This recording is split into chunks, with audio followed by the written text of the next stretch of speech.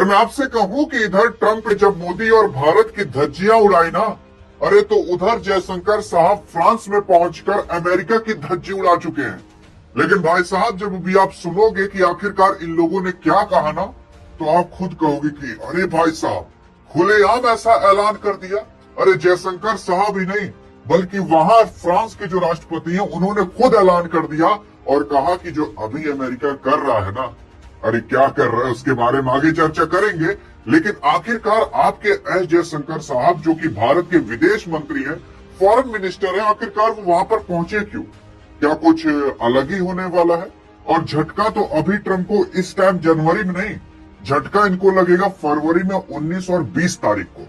और 19 और 20 तारीख को क्या है, और इसके बारे में चर्चा करेंगे। लेकिन सबसे पहले ये जान लेते हैं कि देखिए जितना ज्यादा ट्रंप भारत को ट्रोल कर रहा है या दुनिया को ट्रोल कर रहा है, उतना ही ज्यादा दुनिया एक तरफ होते चली जा रही है और यूएस एक तरफ होते चला जा रहा है, जिसकी वजह से जो ट्रंप है और जो यूएस है वो पूरे दुनिया से पंगा ले रहा है।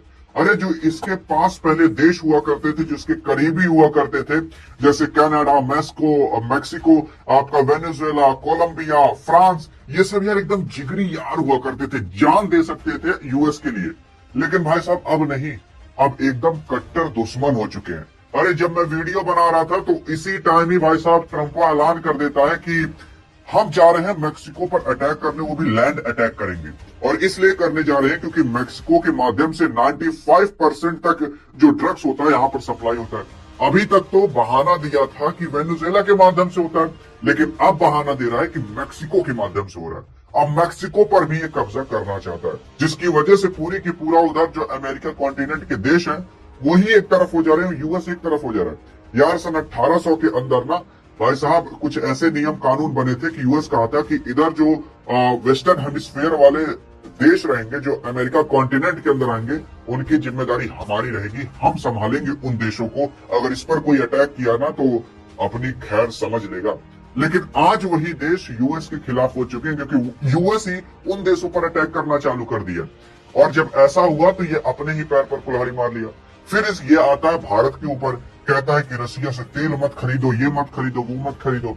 अरे देखो जब जो बाइडेन थे तब भी भारत तेल खरीदता था और जो बाइडेन भी कह रहा था कि रशिया से तेल मत खरीदो, लेकिन भारत उसे समझाने में हो चुका था। असल में ये 80 साल का हो गया, थोड़ा सठियाने लगा भाई साहब, अब बुढ़ा चुका है। इसको कितना भी समझाओ समझता नहीं है, चाव चाव बोलने लगता है। अब आप कहोगे ऐसा क्यों कह रहे हो? अरे जब ये प्रधानमंत्री मोदी को और फ्रांस के राष्ट्रपति को बोल सकता है तो क्या हम आप नहीं बोल सकते? जब भारत की बेइज्जती करता है तो आप क्या अच्छा लगता होगा आपको? नहीं अच्छा लगता ना, तो आप भी खुलकर बोलिए।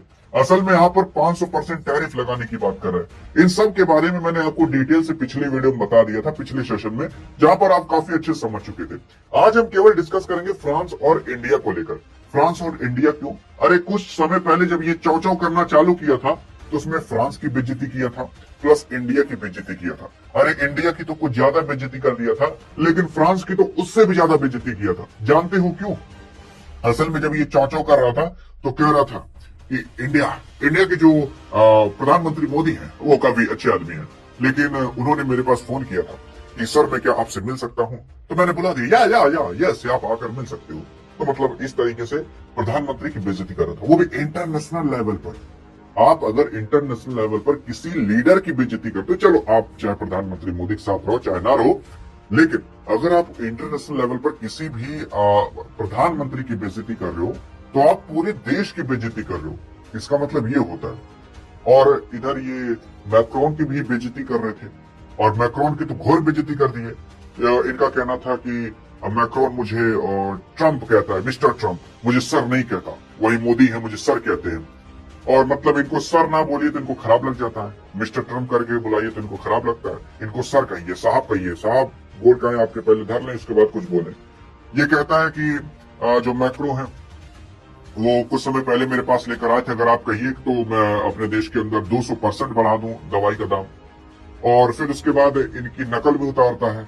अरे मतलब ट्रंप वो इनकी नकल उतारता है, वो कैसे उतारता है आपने देखा होगा। फिर फ्रांस की बेइज्जती की तो लोग कह रहे हैं कि जब ये बेइज्जती की तो आपके विदेश मंत्री एस जयशंकर साहब चले गए फ्रांस। असल में जब बेइज्जती ट्रंप कर रहा था ना तो उस टाइम आपके एस जयशंकर साहब फ्रांस के अंदर मौजूद ही थे। और जब फ्रांस के अंदर मौजूद थे तो उसी टाइम सोचे चले यहाँ के राष्ट्रपति से भी मिल लें। अभी इंडिया फ्रांस की बेइज्जती हो रही है और इस टाइम अगर मिल लेंगे तो एकदम सोने पे सुहागा हो जाएगा। फ्रांस और इंडिया के भी जो रिलेशन है वो काफी अच्छे हो जाएंगे। भाई साहब एकदम खुलकर मिला गया, एकदम गले उले लगाकर मिला गया। यहाँ पर प्रधानमंत्री मोदी जी नहीं पहुंचे थे, ये काफी समय की पहले की फोटो है, लेकिन ये फोटो मैं आपको इसलिए दिखा रहा हूँ क्योंकि ऐसी फोटो आपको कुछ दिन बाद देखने को मिलेगी। लेकिन यहाँ पर एस जयशंकर साहब गए थे। अब ये लोगों ने क्या कहा ट्रंप के बारे में, उसके बारे में अभी बताता हूँ। लेकिन आप ये समझ जाइए कि 19 तारीख को और 20 तारीख को असल में AI इम्पैक्ट समिट होने वाला है, कहीं और नहीं बल्कि न्यू दिल्ली के अंदर। और उसी में खुशी खुशी में ये कह दिए कि चलो हम भी इंडिया आएंगे, कभी और नहीं बल्कि वही 19-20 तारीख को आएंगे जब AI इम्पैक्ट समिट होगा, तो उस दौरान हम आएंगे, इंडिया में भी मिलेंगे और फिर वहां पर जो हमें कहना रहेंगे कहेंगे। तो वहां पर भी आपके फ्रांस के राष्ट्रपति आएंगे और मोदी से मिलेंगे और भी अन्य लोगों से मिलेंगे, जिसकी वजह से भारत और फ्रांस के रिश्ते अच्छे होंगे और इससे भारत का ही फायदा होगा और किसी का फायदा नहीं होगा। और अगर रिश्ते अच्छे होते हैं तो भारत के सामने अपॉर्चुनिटी आएगी कि भारत और भी ट्रेड कर सके और भी अपने प्रोडक्ट्स को बेच सके। लेकिन सवाल ये उठता है ना कि जो फ्रांस के राष्ट्रपति हैं इमानुएल मैक्रो आखिरकार बोले क्या है? असल में जानते हैं क्या बोले भाई साहब? इनकी जब बेइज्जती हुई तो ये डायरेक्ट बोल दिया। असल में इनका कहना है कि अमेरिका एक स्थापित शक्ति है, लेकिन एक ऐसी शक्ति जो धीरे धीरे अपने ही कुछ सहयोगियों से मुंह मोड़ रही है और खुद को उन अंतरराष्ट्रीय नियमों से मुक्त कर रही है जिन्हें उसने कुछ समय पहले बढ़ावा दिया था। मतलब इनका कहना यह है कि जो अमेरिका है वो एक पावरफुल शक्ति भले है, लेकिन धीरे धीरे वो अपने ही लोगों से मुंह मोड़ते चले जा रही है। कहना भी सही है, जैसे Mexico, Venezuela, Colombia, Greenland, Denmark, France से, इंडिया से, चाइना से, रूस से, इन सब से मुंह मोड़ ले रही है। और उसी के ही साथ साथ जो नियम कानून अमेरिका ने खुद बनाए थे, उसी नियम कानून को तोड़ने का काम, जो नियम का कानून को यूएस ने बढ़ावा दिया था, उसी नियम कानून को तोड़ने का काम, उससे छुटकारा पाने का काम ये कर रहा है। जैसे कि आपने देखा होगा तो अभी ट्रंप ने लगभग 66 मतलब ऐसे संगठन थे जिसको तोड़ दिया। उसमें से भारत का एक इंटरनेशनल सोलर अलायंस भी था, उसको भी तोड़ दिया। फिर उसके बाद इनका कहना है कि चाहे वो व्यापार हो, कुछ सुरक्षा के मामले या कुछ मंच हो, उन सब से भी उसने मतलब मुंह मोड़ लिया यूएस ने। वहीं दूसरी ओर अगर हम चीन को मतलब देखें तो वो एक उभरती हुई शक्ति है, चाहे व्यापार हो या सुरक्षा के मामले में या कुछ मंच हो, तो वहां पर चीन बढ़ता ही चला जा रहा है। वहीं दूसरी ओर जो चीन है वो उभरती हुई शक्ति है जिसे विविध साझेदारियों को चुनना चाहिए, लेकिन वह तेजी से एक बेलगाम व्यापारी आक्रामकता का प्रदर्शन कर रहा है, विशेष रूप से कोविड के बाद के दौरान में, जो अब यूरोपियन अर्थव्यवस्था पर दबाव डाल रहा है। मतलब यहाँ पर ये दो लोगों को टारगेट बनाते हैं, तो चाइना कहते हैं उभरती हुई कंट्री, लेकिन व्यापार को लेकर कहते हैं, और डायरेक्ट शुरुआत में तो अमेरिका को ही टारगेट करते हैं। अमेरिका को क्यों टारगेट करते हैं? क्योंकि अमेरिका ने ही इनकी बेइज्जती की थी फ्रांस की, और उसके बाद ये कहते हैं कि जो नियम कानून बनाया है वो अमेरिका खुद तोड़ता चला जा रहा है।